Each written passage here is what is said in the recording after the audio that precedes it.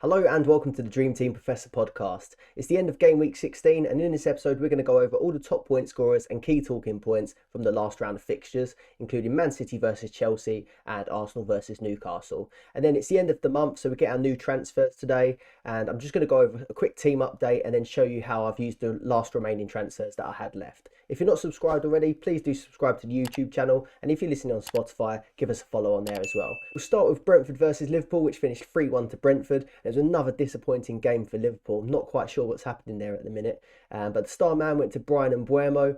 That was a bit annoying because he was, before the World Cup, he was the sort of enabler that I'd had the whole way through, and he really wasn't doing that well, but he's actually right up there now as one of the top point scorers under 2 million, so I should have really stuck with him potentially, but he got a goal in this game and a 7.7 rating. And he could also potentially be, I've put this down in my notes, that he could potentially be the penalty taker if Ivan Toney is either out through suspension or injured, like he was for this game, because I do remember him taking a penalty in one of the previous games that he was missing for. So he's got 4 goals and 2 assists so far this season and 46 points in total. And then Wissa, 1.6 million, he got one of the other goals. He's up to 4 goals and 2 assists as well, the same as Mbeumo, but only 1.6 million. I wouldn't bring him in, but it's quite interesting to check these things out. And then there's no clean sheets in 5 games for Liverpool now. So obviously they conceded 3 in this one, but they haven't looked solid at all recently. So no clean sheets in 5. And their last clean sheet came on the 19th of October, their last Premier League clean sheet. So yeah, really quite disappointing there. And they'll be worried as well. So Virgil van Dijk went off injured in this game. And I read that he might be out until the Real Madrid Champions League game, which takes place, I think it's the middle of February. So yeah, that's going to be quite a miss for them. They've got Matip at 4.8 million and Konate at 4.1 million. So a bit cheaper if you do think there's value there, but they have been shaky at the back. And then Konate, who will be one of those starting centre-backs now, he went on to score an own goal for Liverpool as well, so not a great start for him. Trent Alexander-Arnold, he got an assist, so an attacking return for him. He hasn't got that many this season compared to previous seasons, but he got the assist in this one, but only finished with a 6.9 rating, so his 2 assist points just finished up with him on a 0. The rest of the back line all finished on -2. You had Tsimikas start in this game. Obviously, Robertson got a knock in one of the previous games, but he did end up coming on in this fixture. But still, no points for Tsimikas, no points for Robertson. And then one thing to note, Alex Oxlade-Chamberlain, I've mentioned him in the last episode because he's been starting at left wing with obviously Jota being out and Diaz being out. And I thought Cody Gakpo could start this one. I think he was eligible to start this game, or he would have been, but he didn't start. Ox started and got the goal in this game, but he's 2.3 million, but he's not going to be someone that stays in the squad, I don't think, with Gakpo coming back. Then on to Arsenal versus Newcastle, which was a really scrappy game, but a good game to watch. Both teams really overachieving what they expected at the start of the season. But yeah, it led to a really good battle. So Kieran Trippier got the star man in this game, finished with 13 points. He's always there or thereabouts for these star man awards, but he got it in this game. And this was actually one of the ones where I couldn't really see what he did to deserve it, to be honest, but it does look like if he gets the clean sheet, there's a really good chance that he's going to get it. His main involvements pretty much come from just putting corners in, and even if Newcastle get a free kick on the halfway line, they're putting it into the box, dropping it right in front of the box for a flick on or something like that, and it just seems like he's getting the points for this. So yeah, star man for him. He's actually second overall in the whole rankings for Dream Team in a minute, and he's got 7 points per game average, which is pretty crazy. So Newcastle have now got 6 clean sheets in a row, and it's actually looking like it's going to be a good month for them going forward as well. So they've got Sheffield Wednesday, Leicester, Fulham, Palace, West Ham, Bournemouth and Liverpool in their next games. So that run up until Liverpool looks really good. I think they can still carry on picking up clean sheets. So you've got no reason to remove these Newcastle defenders if you've got them in your team. And they're going to be getting a price rise at some point this morning as well. So yeah, don't be getting rid of any of those players. Outside of the defence, though, there wasn't really any points for either team, to be honest. You had Thomas Partey got 3 points, obviously in the midfield for Arsenal. But no attacking or midfield players for Newcastle got any points in this game. All the points just came for both defences really, plus Partey. But yeah, like I said, it was a really scrappy game, and you can obviously see here on the right hand side there were so many yellow cards. Quite lucky really that with so many yellow cards being dished out, none of the players that were on 4 yellow cards going into this game managed to pick up a yellow card. So you had Trippier and Fabian Schär that were both one away from getting suspended, and I think for Arsenal you also had Bukayo Saka and Saliba were 1 yellow card from getting suspended. So these players live to fight another day. Zinchenko, he's 3.6 million, and Tomiyasu 3.1 million. I've just noted that these players are really the cheapest option into the Arsenal defence if you did want to get these in. Tomiyasu's been coming on as a sub lately though, but Zinchenko seems to have won his place back now. But the only thing is Arsenal do have tough fixtures and not very many fixtures going into the rest of January. So Arsenal have Oxford in the FA Cup, which I reckon they will rotate quite heavily in. And then we've got Spurs and Man United, so tough games for Arsenal. So out of the two, Arsenal and Newcastle have got an extra game at the minute, and their fixtures look a lot more favourable. So yeah, I'd probably lean towards the Newcastle defenders from these teams if you were looking to get someone in. On to Manchester United versus Bournemouth, and Man United carried on their good run with a 3-0 win against Bournemouth. And you had Roberto Carlos back at left back. He got the star man in this game. He's 3.8 million. He got a goal in this one, and he's only 4% owned at the minute, which was quite surprising. I thought he'd be a lot higher than that. So he's got 1 goal and 3 assists in total. And then you had Casemiro, who grabbed a goal as well. So he's only 2.9 million, and he's been doing really well recently since the restart. He's got 1 goal, 1 assist, and 1 star man in 3 games. So he really is delivering on the points at the minute for a player that you would expect to just be more defensive. And it's been quite strange because an unwritten rule of Dream Team is that these defensive players are not really worth picking. You want to pick the midfielders that are going to get attacking returns. But it's been a bit of a freak season. You've got Casemiro, you've got Xhaka, who's chipping in with goals and assists. Højbjerg's chipping in with goals and assists. And even, I'll come to it later, but Rodri, I've got an interesting fact about Rodri in midfield. He's really scoring quite well. So I'll come on to that when we get to the City game. But Eriksen, he's 3.3 million. He got his 8th assist of the season. Bruno Fernandes, he got another assist. He's 5.3 million, and that was his 4th assist, but he's back-to-back assists now for him. And we were saying before, after the restart, he really does need to start adding these attacking returns to his game to start getting higher ratings and more points really for the price that he costs. But yeah, back-to-back assists now, so he's starting to look a bit more worth it, and there's 2 good games coming up for them. So yeah, we could see a bit more from Bruno Fernandes. We're still waiting for that penalty to come. You had Garnacho, who is not someone I'd pick, but he's 2.4 million, and he's grabbed an assist, and he's becoming a lot more involved with his Man United fixtures, so it's worth considering. And then Rashford, he's just been incredible at the minute, so 4.8 million. He got a goal in this game in the 86th minute. He's up to 12 goals and 4 assists in 23 games. So that's a really good return now. And I think a lot of people I've got him in my team, and I'm seeing a lot of people now with a sort of combo of 2 premiums up front, maybe a Haaland and a Salah, or a Haaland and a Kane, and then Rashford as that 3rd striker. I think that's the optimal way at the minute. And then I wanted to just come on to David De Gea as well. So another player that's been brilliant since the restart. He's now the 2nd highest scoring goalkeeper behind Nick Pope, and he's only 9% owned as well. It's quite strange looking at the ownership of the goalkeepers really, because there's a lot of different ways to play the goalkeeper position. There's quite a few people just have a really cheap option in goal, and then some people just chuck Alisson and Ederson in. So I think De Gea is quite a good in-between option really. And then Dalot, just to mention him, so obviously he was really good before the World Cup, but obviously came back from the World Cup injured, so had been missing from the team. And I think Aaron Wan-Bissaka, who started this game, has had a really good run in the team, but Dalot come off the bench now. He's 3.5 million, so that might make Wan-Bissaka a bit less appealing, but it does look like Man United do rotate quite a lot at the back, and they have got 2 cup games coming up, so I think both Dalot and Wan-Bissaka will still pick up points in this next run. And those next 3 games for Man United look pretty good. So they've got 3 home games in a row actually, with Everton, Charlton, and then they have got the tough game against Manchester City But sometimes playing Man City, their sort of counter-attacking does seem to work fairly well.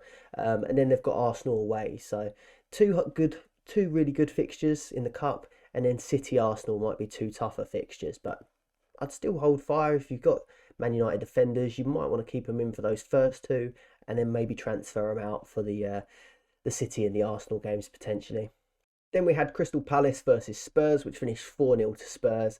Harry Kane, the star man, and Spurs seem to be, well, just in this fixture actually turning it around, but it hasn't been very good previously. But Harry Kane got 2 goals in this game, 18 points, and a massive 9.3 rating. And he's up to 16 goals, 4 assists this season. And I do think if Haaland wasn't smashing it like he was, we'd be speaking about Kane a lot more, really. But yeah, he's back. He's back firing in this game, and then you had Son as well. So Son has had a real barren patch at the minute, but he's now got his goal.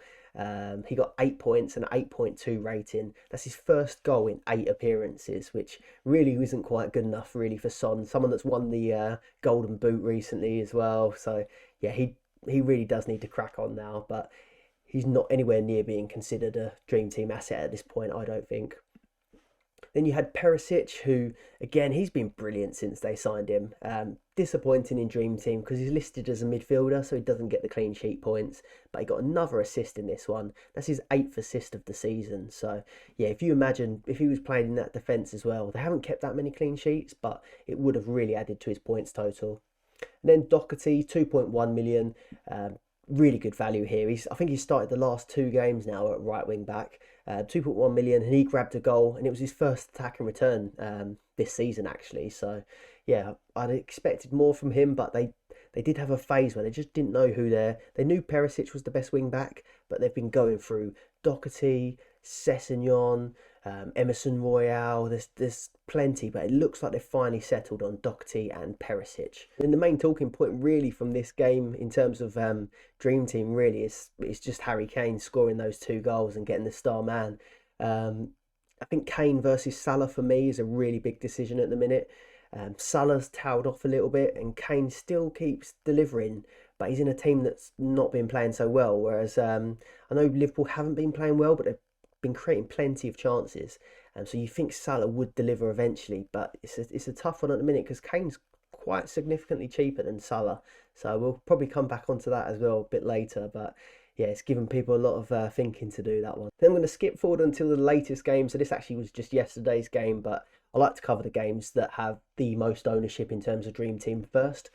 So Chelsea versus Man City finished 1-0 to Man City, and Rodri got the star man in this game, 7.4 rating, 8 points, and he's only 3.9 million, which again sounds expensive for one of these defensive-minded midfielders. But actually, here was the fun stat I had for you. So Rodri now has more points than Riyad Mahrez, Bernardo Silva, Gundogan, and Jack Grealish. So again, it's surprising these defensive midfielders, if they're good, like Højbjerg, like Xhaka, they chip in with these 3 points every week, and it's not really that exciting. But when they're doing it on such a regular basis, like Rodri, and then getting the odd attack in return, it really does add up. So yeah, I know Mahrez and Silva, Gundogan, they haven't really been delivering like they normally would, but I just thought that was interesting that Rodri is right up there in that City midfield.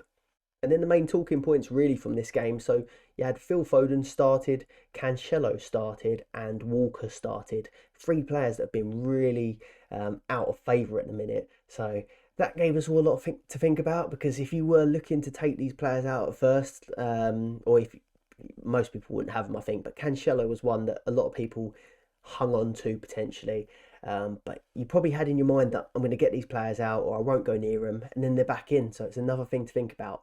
But you didn't have to worry about it long, because Cancelo and Walker were both dragged off at half time, and then Foden was off after 60 minutes as well. So not a good game for those players at all. And I'll show you the lineup in a minute, because this was quite a strange lineup from Man City. The way everyone was sort of playing different positions to usual, it was quite interesting to watch. But yeah, it causes headaches when it comes to Dream Team.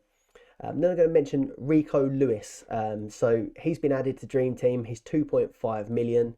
The youngster just seems really in favour at the minute, and I'll come on to that as well. But yeah, Pep gave an interesting interview afterwards that sort of he just keeps talking him up all the time. So it makes it a really interesting decision to make when it comes to Dream Team now he's been added. So Rico Lewis at 2.5 and Akanji at 3.9 both came on for Cancelo and Walker at half time. And then Mahrez, who came on for, I think it was Foden, he grabbed a goal. He's 4.9 million now. He came off the bench to score, and he's got 2 goals and 1 assist just since the restart. So 29 points from 4 games. So he's been on fire in a minute, and he'll be getting a price rise this morning. Gundogan, Kevin De Bruyne, Ake, and Stones all got ratings. Grealish got an assist when he came on for the Mahrez goal, and obviously that led to a rating as well. Haaland got a rare blank in this game, but I don't think anyone's going to be rushing to take him out. Wasn't really that much to speak about from the Chelsea side of things.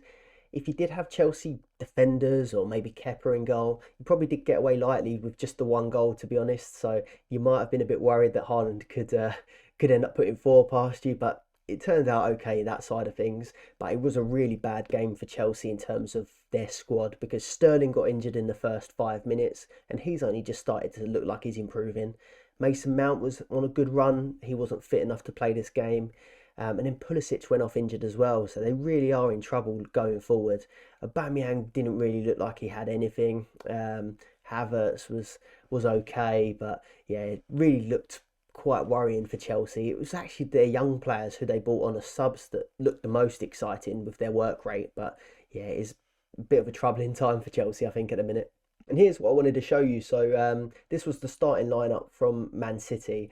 But it really was quite a strange way they lined up. So it was like Ederson. You had almost like a back three of Ake, Stones, and Kyle Walker. You had Rodri in midfield, but he sort of kept dropping into centre-back positions. And then they've got Bernardo Silva next to him. It was De Bruyne and Gundogan in midfield, but both were playing really high up. De Bruyne a bit higher, but Gundogan and De Bruyne were really getting forward. And then you had Cancelo playing on the right wing, so like the sort of position you'd normally see Riyad Mahrez in. Cancelo was playing really high on that right-hand side, and then you had Foden on the left-hand side with Haaland up front. But yeah, it was really quite weird to see Cancelo playing in that sort of right wing position. I know when he plays on the left-hand side or even on the right-hand side, he gets forward, but he's still like a wing back. But this was pretty much an out-and-out right winger, so it was quite strange to see. But it didn't last for long. He went off after 45 minutes. And then it was Rico Lewis that came on. Walker went off as well. Rico Lewis came on at 2.5 million. He started 3 of the last 4 games. And the only one that he didn't start was this one, and he came on at half time. So he's really in favour at the minute. And Pep gave an interesting interview at the end. And he actually said, I just took a little quote out of it, but he said, it just seemed weird that he was going on about Rico Lewis, because it didn't look like he was that good during the game. I mean, it's good that he's young and playing for Man City, but it didn't seem like something you'd pull out and speak about after the game. But he made a big point of saying Rico Lewis has the ability to make the whole team play better when he was asked about bringing him on for Cancelo. One thing about Cancelo, he did say when he made the halftime subs, he said he felt a little bit sorry for João Cancelo coming off because he was playing in Riyad Mahrez's position and he didn't really look that comfortable there. And he did say that Walker and Cancelo still need time after the World Cup, which is quite surprising really, because Stones played in the World Cup and he's been absolutely brilliant. Ake played in the World Cup, he's been brilliant. So I guess all these players are just coming back at different fitness levels. And he did also say that the starting lineup that he chose, because he was asked about the sort of strange lineup, he said the starting lineup he chose was filled with players that are comfortable playing in many positions. And he sort of hinted towards that Potter and Chelsea, their kind of lineup is all quite hard to predict. So he just wanted to put players on the pitch that could sort of change their formation depending on how Chelsea were playing. So obviously he tried to do that. It didn't really work in the first half, but then he made the changes and City were much better. So that was just something that I saw watching the game and the interviews after that I thought was quite interesting looking at. If you're enjoying the video so far, please do give us a like and subscribe to the YouTube channel and drop us a follow if you're listening on Spotify as well. But we'll go on to Brighton versus Everton. So Solly March got the star man in this game. He got an 8.8 rating and grabbed another goal. He's only 1.7 million and he's been on fire at the minute. He's got 2 goals, 1 assist and 2 star man awards out of his last 3 games. So quite a good budget pick there. And speaking of budget picks as well, Matoma, 1.8 million. He scored again in this game. He scored against Arsenal and had another one disallowed against Arsenal. He just looks on brilliant form at the minute. And he's only 1.8 million at the time of recording this. He will be getting an increase. So yeah, he's got 4 goals and 1 assist so far this season. But one quite interesting fact is, so he's got 4 goals, 1 assist. But all of these returns have come in his last 7 appearances. So 5 returns in his last 7 is pretty impressive for someone that's only 1.8 million or however much he increases to. Then Pascal Gross, 2.5 million. He grabbed the goal and he's up to 6 goals, 3 assists in total. But actually has been off the boil a little bit recently, so I probably wouldn't consider him at the minute. He's actually only got 1.8 average over his last 5 games, so not one to consider at the moment, but he does seem to be picking up form again. Ferguson, he got one of the other goals, so he got a goal and an assist. He got 8.2 rating as well. And I think he scored. I think he was one of the players that scored against Arsenal. I don't think he's on Dream Team yet, but he seems to be getting a run of games at Brighton, so that's quite interesting to see. And then you had McAllister. I think 3 million. There's probably better options out there at the minute, but he's now back from the World Cup. I think he came on as a sub in this game, so something to keep an eye on because he has got 5 goals this season.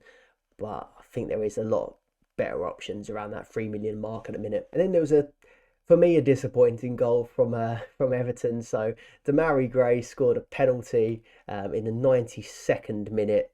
I'm guessing that Calvert-Lewin was off at this point because I think he's normally the taker.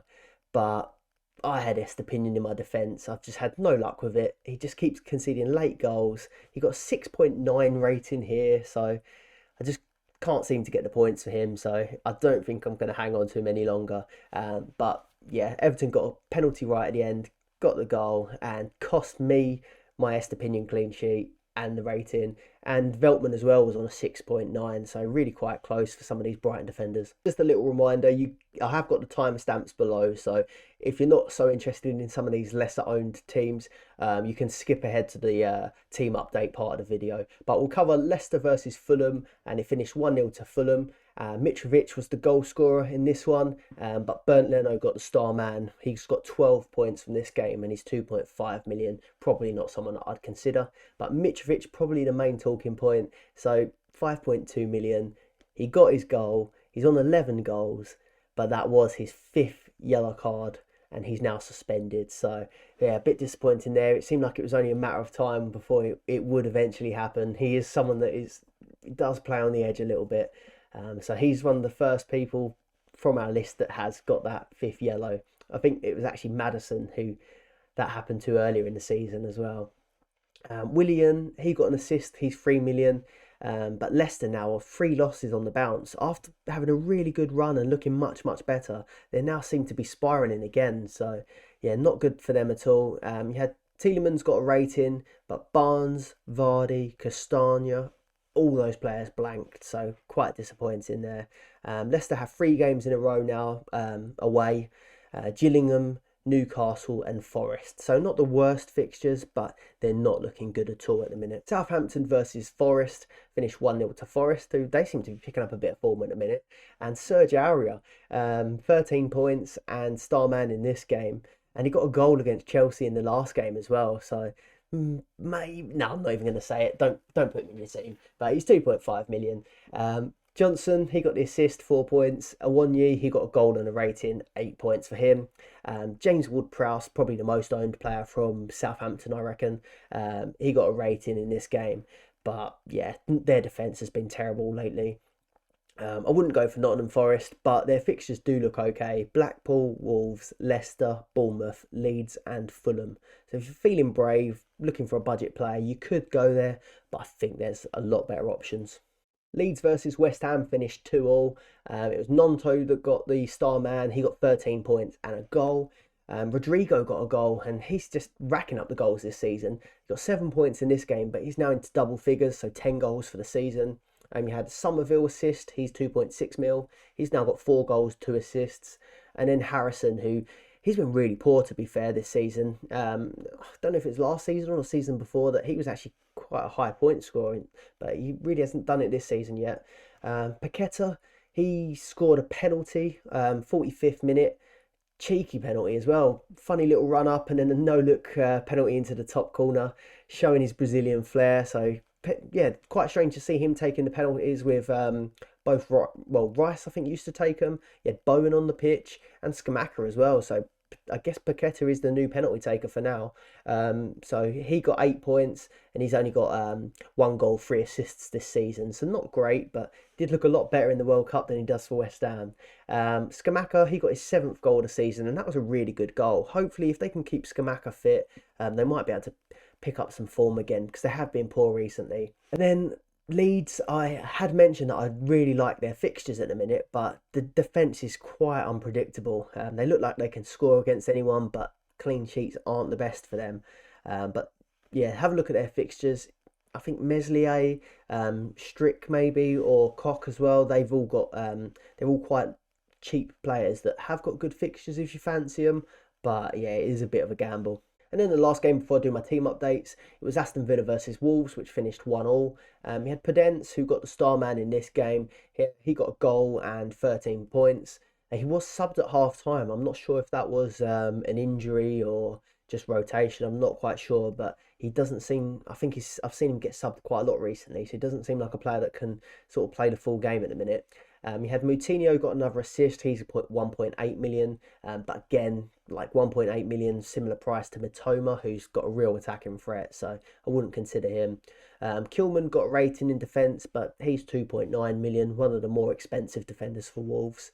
And then Ings came on as a sub and scored, so he got 8 points and a 7.5 rating. And Mings got the assist for the goal there, so 2.1 million he costs. Was fairly interested in maybe keeping an eye on some Villa players now that Unai Emery's in, but I don't think there's a great choice. I was looking at maybe Matty Cash. Quite interestingly, he had Cash and Ashley Young both played this game, so it looked like, I think it was Young played a bit more advanced. But Matty Cash got a 7 rating and he's only 1.8 million. So they play Stevenage, Leeds, Southampton, Leicester and Man City in their next few. So apart from the Man City game, fairly okay fixtures if you did want to take a gamble on one of their defenders. They have got Martinez back in goal now as well. So he's 2.8 million. I'm not too sure if he's going to come back on red hot form after the World Cup or whether he's going to have a bit of a hangover. So on to my team updates then, and I'm going to start with my vlog team. How I do this is I have my vlog team. I'll show you how my best team's getting on, but we've got a bonus extra this episode because I had one exceptional team which I will show you about afterwards. But we'll start with the vlog team.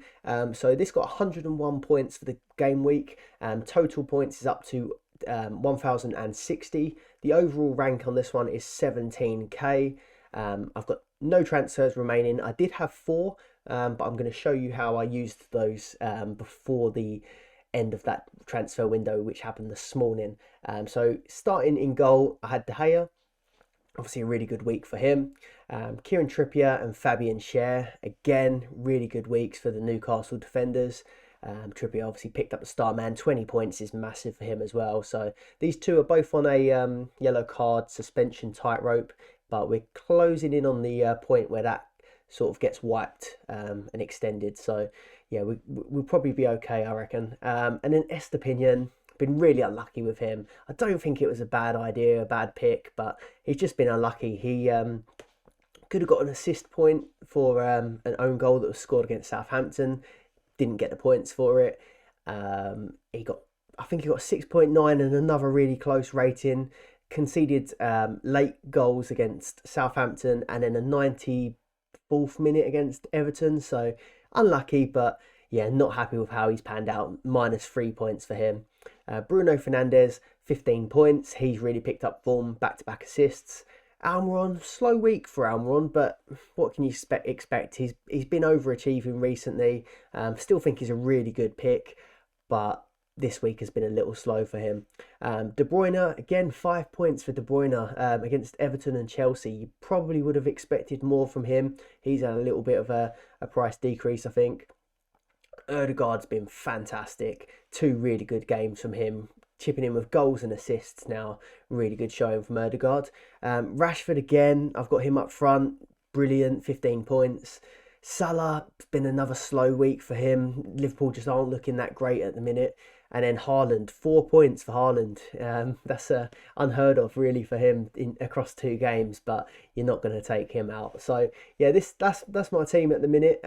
Before I put my transfers in, the team value was 57.6, and I've made some transfers. I had 4 transfers left. I quite liked my team, to be honest with you. There was only a few changes that I wanted to make, but I really thought with 4 transfers left, it seemed a waste to not use them. So I've gone for half and half targeting fixtures, but also half targeting price increases. So Estepinian was due to go down in price. I bought in Rico Lewis, who's just been added to Dream Team. He's 2.5 million for a Man City defender who, I don't know if it's going to be long term, but at the moment he is in favour, and there's other people like Walker and Cancelo that just aren't in favour at the minute. So at 2.5 million, City have so many games coming up at the minute, I just don't think I could turn that down. So I've gone Estepinian out for Rico Lewis. I've taken Almiron out for Matoma, who's been doing really well for Brighton, but actually I don't think I really want Almiron out, but hear me out. So I'm going to take Almiron out for Matoma, because Matoma is going up by 0.3 and Almiron is due to go down by 0.1. And then I'm going to do Salah to Kane. Again, it's just this was a hard decision because I kind of wanted Salah. I do back Salah over Kane usually, but Kane's been on a little bit more form recently, and Spurs play Portsmouth in the FA Cup next, and I think Liverpool play Wolves, but over the next, well, for the rest of January, I think Spurs have one more fixture than Liverpool, and I think I looked back at last year's FA Cup, and Kane was playing all of the FA Cup games for Spurs, and Salah was rested in quite a lot of the FA Cup games. So I just think that there's a good chance Kane plays against Bournemouth, and there's a chance that Salah might get rested. I'm not too sure, but that's the way I think it will go. And in that one game that Harry Kane did get rested, I think it was against Morecambe, in one of the previous FA Cup games that he played.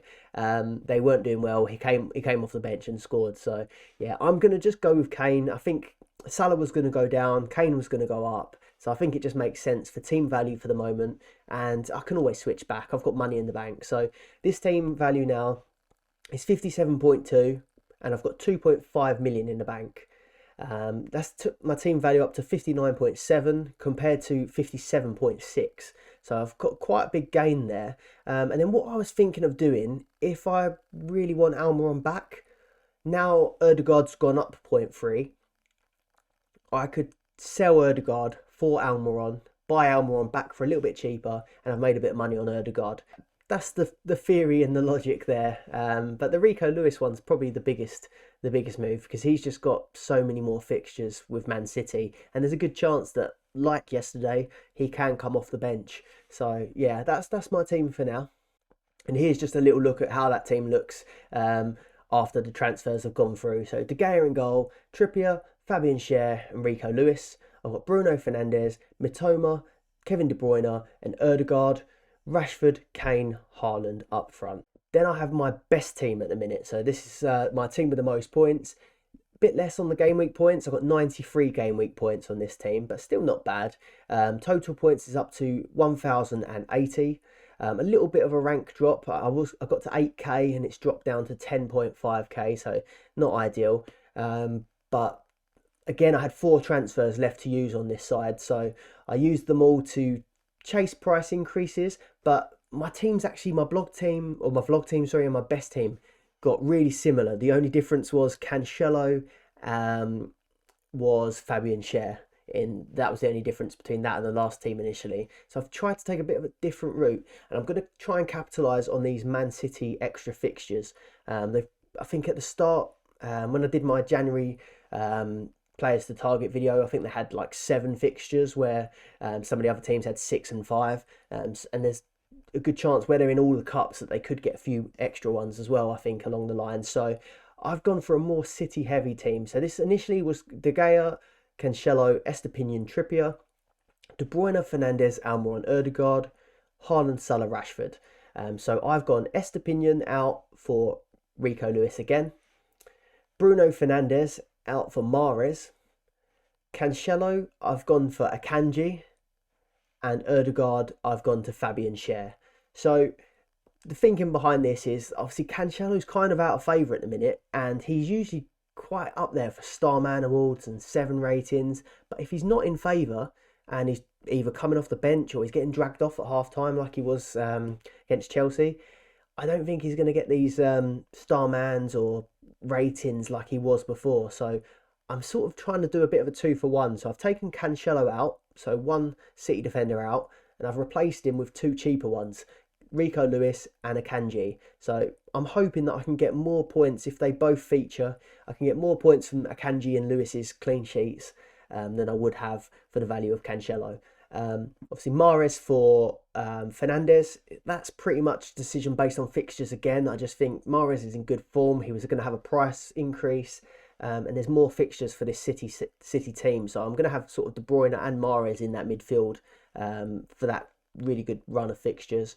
And then Fabian Schär, Newcastle have just been so good in defence. And I just wanted to, I know Rico Lewis is a little bit of a gamble. Newcastle's fixtures are good. And I just think by having Fabian Schär, Newcastle's good fixtures, it could just keep that back line a little bit more solid. So this is what the team will look like after the transfers.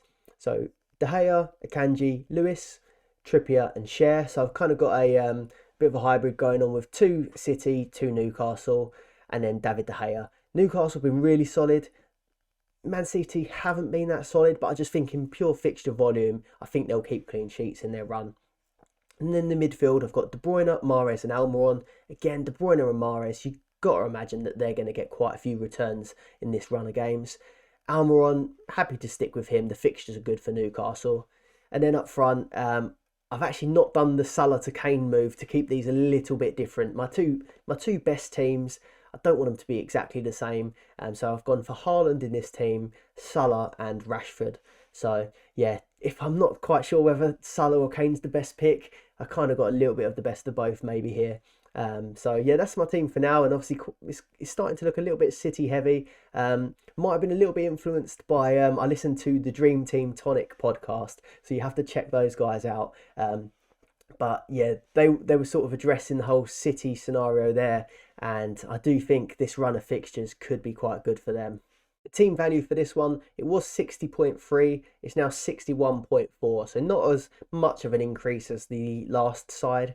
But still, I'm gradually chipping away. And I'm fairly happy to do that at the minute because going into the World Cup, my team value wasn't quite what I wanted it to be. So by just chipping away at it gradually, hopefully in the tail end of the season, I can start bringing in more premium players and making jumps up the rank.